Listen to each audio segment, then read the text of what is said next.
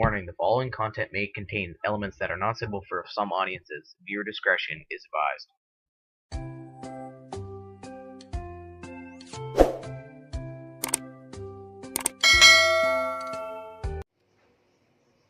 Good day mga kadugo. Panibagong araw, panibagong vlog naman yung gagawin natin. So, bali nandito ako sa likod ng bahay, sa kusina. Gawa nang may bisita kami dun sa labas.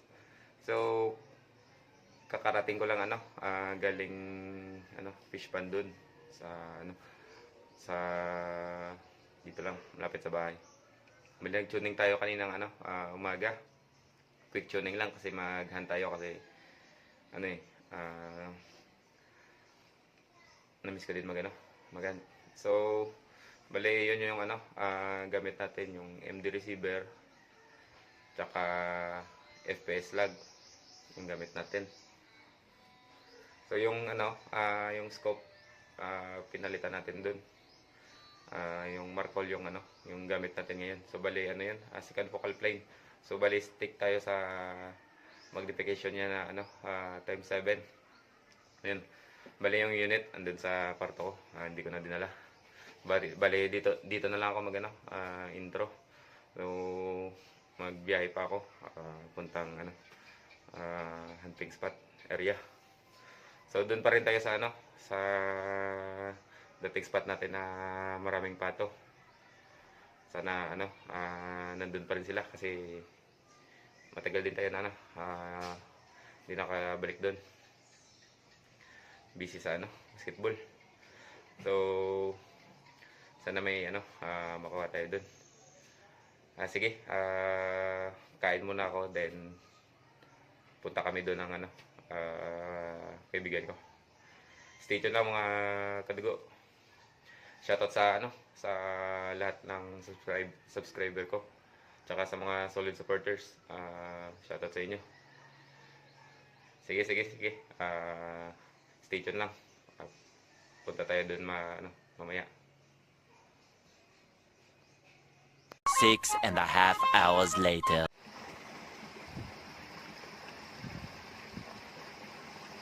$167.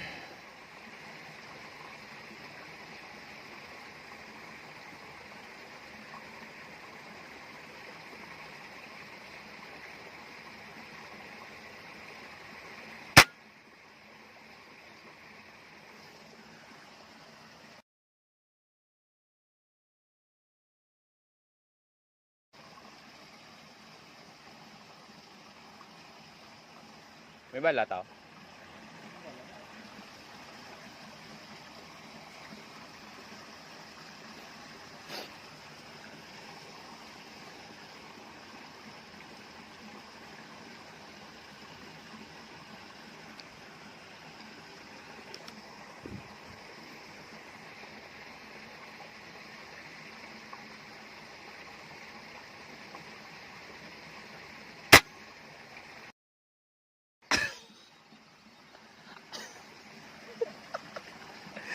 $167.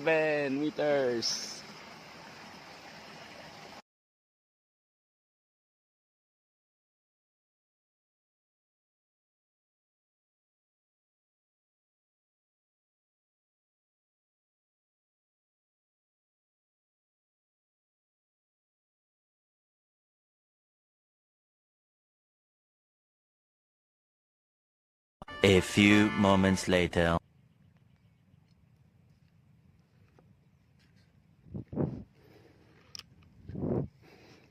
$136.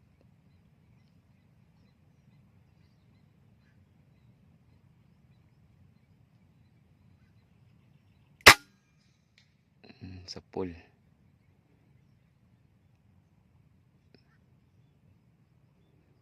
Hindi pa nahulog.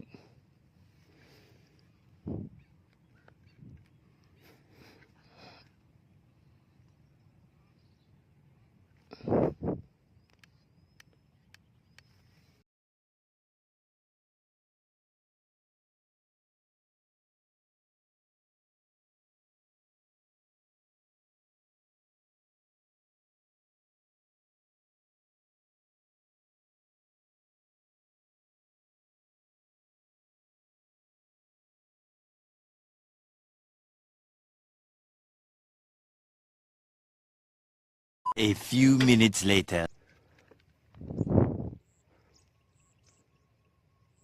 Hindi ka na pagpukwaon. Okay yung kwaon na dapat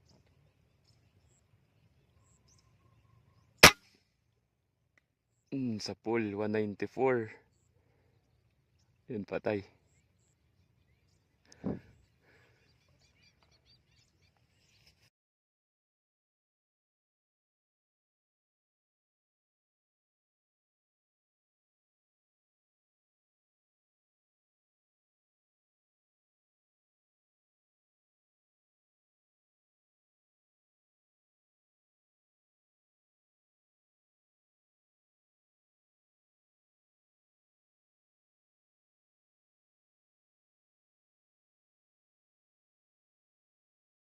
A few inches later. 150 meters.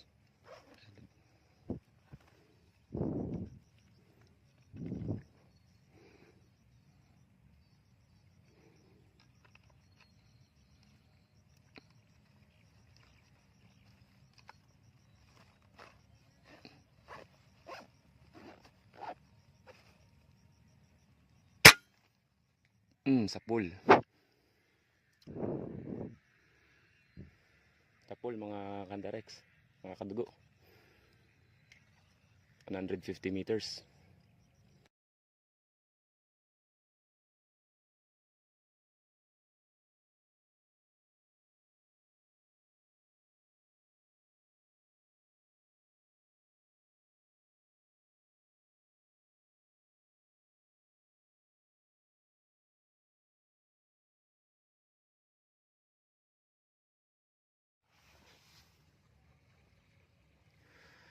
Mga kadugo, ginawa yung bagong tira natin nasa 150 meters yun siya.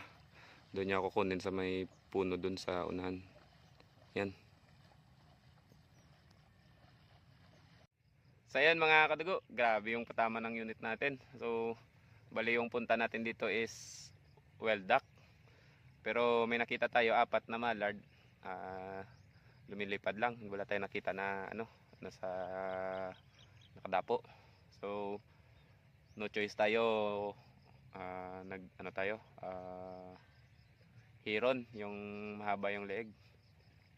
So malalayo yung tinitira natin. Yung first is 167. Dalawang tira natin yon.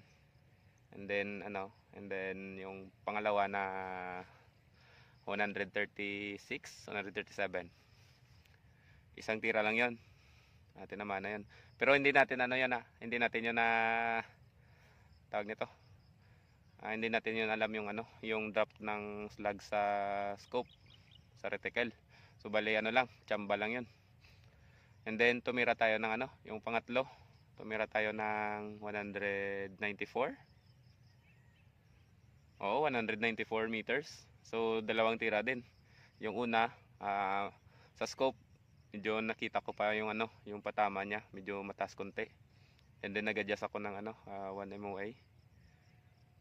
So yun, tinamaan sa 6 MOA ko tinotok. Then tinotok ko na yung pangalawang tira, tinotok ko sa sa tawag nito 4.5 MOA. So yung yung magnification ng scope is times 7 lang. Yan. Nasa times, nakita ba dyan? Yan, nasa times 7 lang. So yun. So bale yung yung pangapat 150 meters. So nag-adjust lang ako konti lang. Nilagay ko sa sa 3 MOA. So yun, isang tira sa pool. So malakas tsamba natin ngayon. Naka-apat tayo na na tawag nito. Naka-apat tayo na patama, pero yung una tsaka pangalawa hindi nakita. Gawa ng lang siguro. Daples lang yung patama. So ayan, stay tuned lang at ayun, kinuha pa. Sana makita 'yon. Nakatalon pa ilalim pero sa pool. Okay, stay tuned lang. Yan mga kadugo. Bali nakita niya. Yan. Yung hero na mahaba yung leeg yan, yung bit-bit niya. So yan, 150 meters. Check natin yung yung distance dun. Gamitan natin ng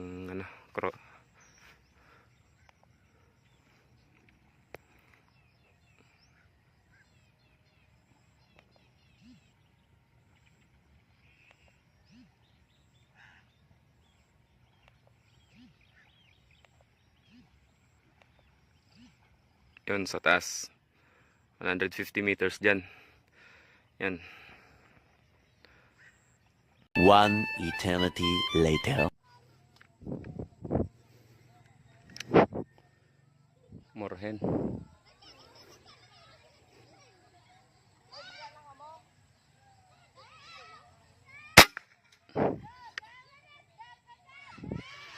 Ang dami mga kandarex.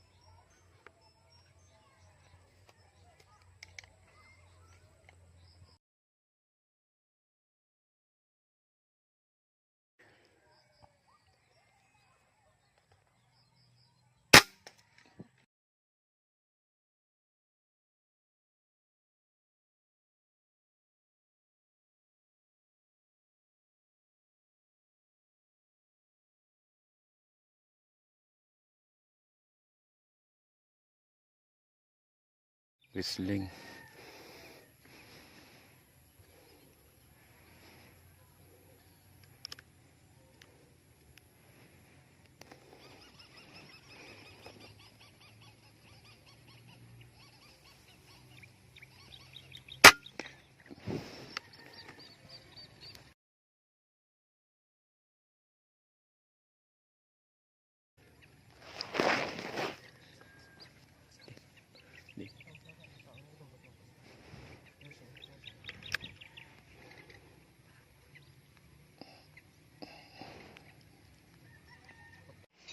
So yan yung kuha natin mga kadago. Dalawang hero na mahaba yung leeg, tapos isang whistling duck yung sa gitna. And then ito yung 5 sa ilalim, uwis.